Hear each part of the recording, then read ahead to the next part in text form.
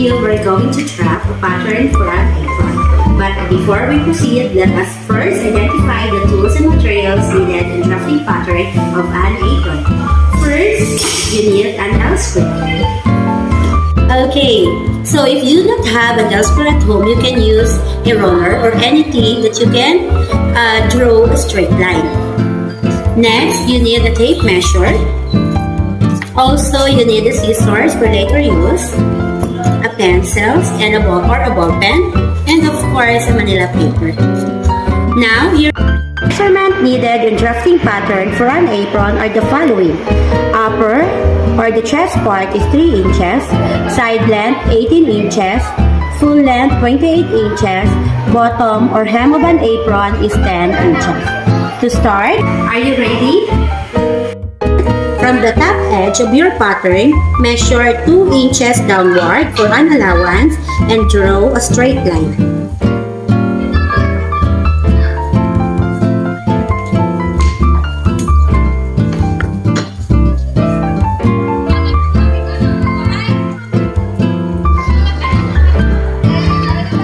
Okay, now we have a straight line.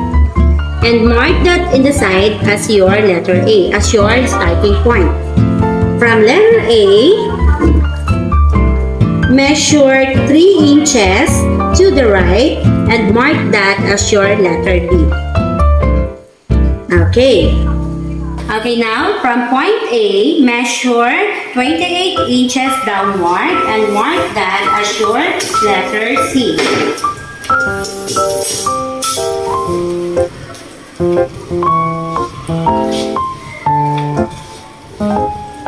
Okay, letter C.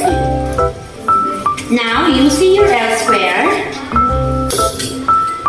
draw a straight line from point C. Okay, now, from point C, apply 10 inches to the right and mark that as your point D.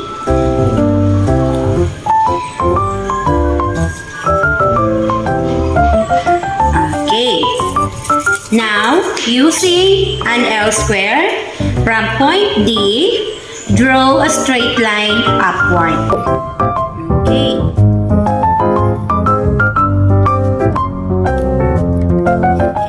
Now, from point D, apply 18 inches upward and mark that as your letter E.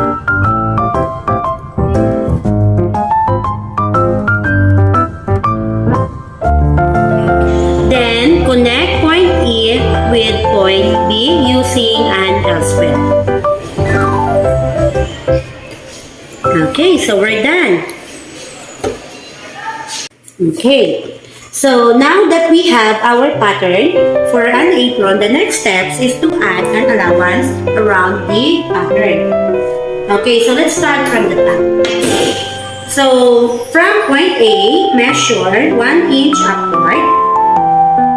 And then point B, measure also 1 inch upward. Point E, 1 inch sideward. Point B, 1 inch sideward. And then 1 inch also for the ball. Next step is to add allowances around it. Okay, let's start from point A. So from point A, measure 1 inch upward. Point B 1 inch upward and point E 1 inch up the sideward. Point D 1 inch and then the bottom part 1 inch. And after that, connect the point using an L square with a broken line.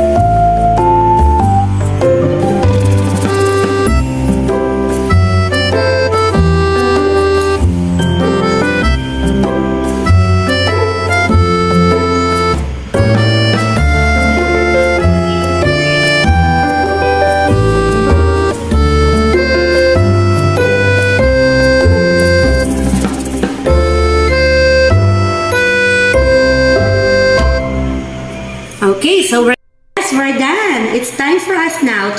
final pattern. But how are we going to cut the final pattern? Okay, so let's follow the cutting line. Of course, we need the scissors to cut the pattern. Okay, let's do it now.